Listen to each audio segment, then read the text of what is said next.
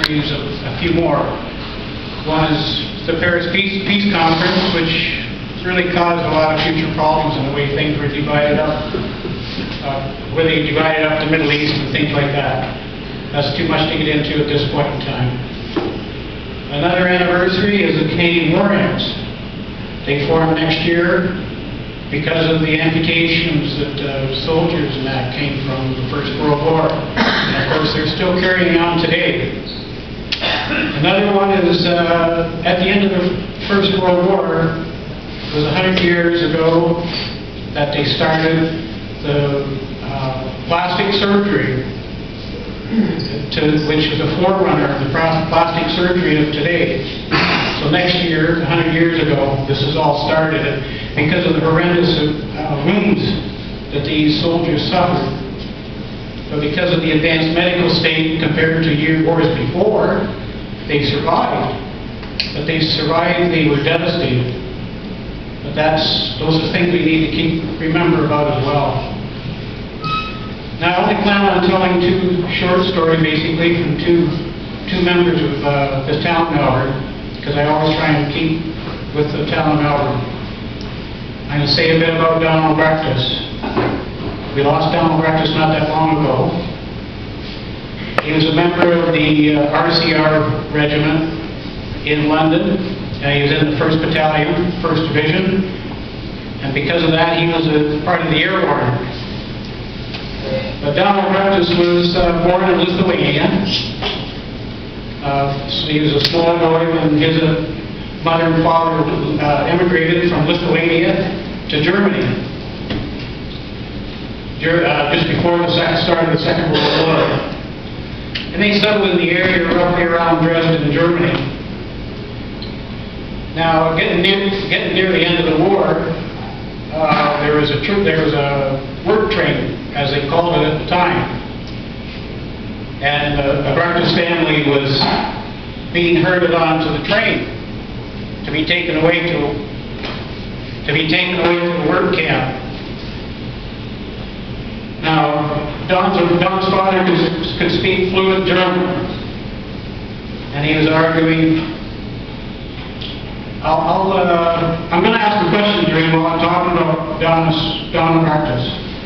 And I'm going to, the first person who give an answer, I've got a $10 Tim Hortons gift certificate.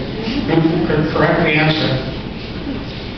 Okay, but anyway, they were being put on a train bound to what they call a work camp. They probably were in a concentration camp where they probably wouldn't survive. But because he could speak fluent German, Don's father was trying to bribe the German soldier that was loading him onto the train.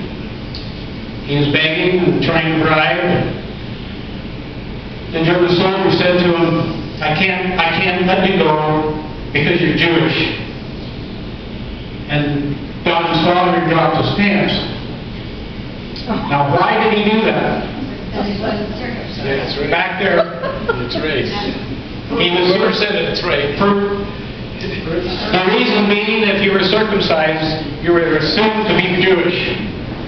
So the gentleman back there, you get the Tim Hortons gift certificate. But anyway, when he dropped his pants and proved the point, the German soldier didn't accept the bribe and he let the Arbrechtas go. And the Arbrechtas family, like I said, they were in the area of Dresden. And some people probably know here that Dresden was firebombed by the Allies, was devastated. They survived that.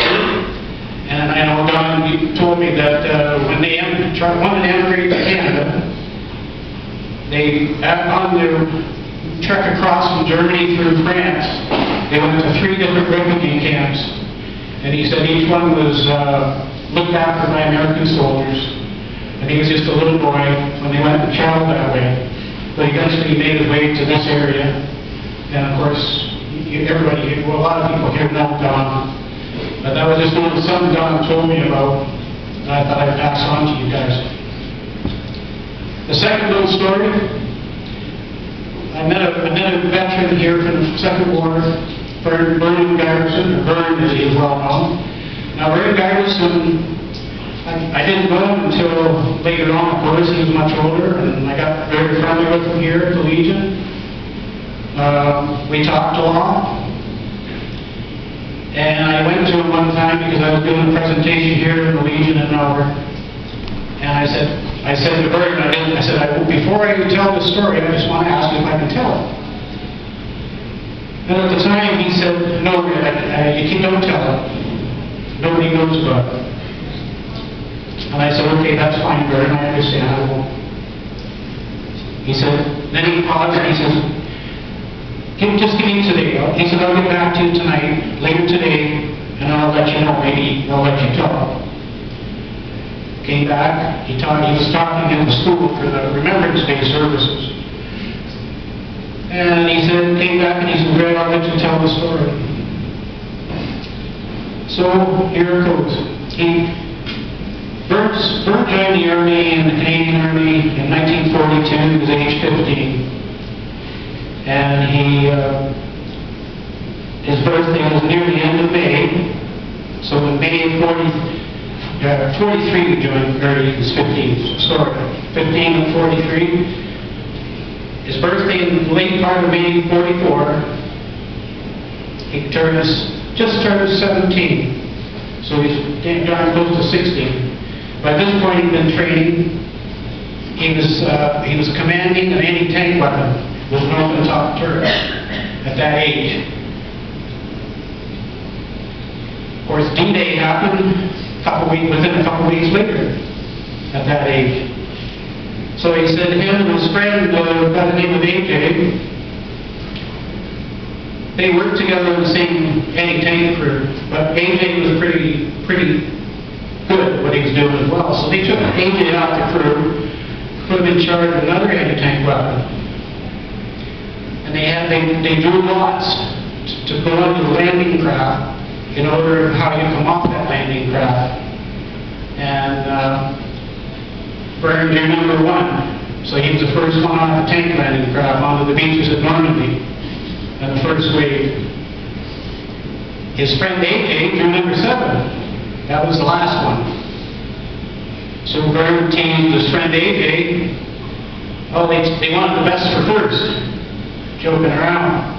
And AJ jumped back, he says, nah. He says, you're going to leave a mess and I'm going to have to clean it up. So that's just teasing each other. So they landed on landing tank craft, landed on the beaches of Normandy. Vern got off. The rest of them were coming off. And Vern said, I just turned around to look to see how AJ was making out. And as AJ got off the landing craft, an artillery shell direct hit. But Vern wasn't sure what happened, how bad it was. But they were under orders to keep going. And Vern went in, further in off the beach, because he had to give support to the troops. But later that night he found out AJ didn't make it. And AJ was his best friend.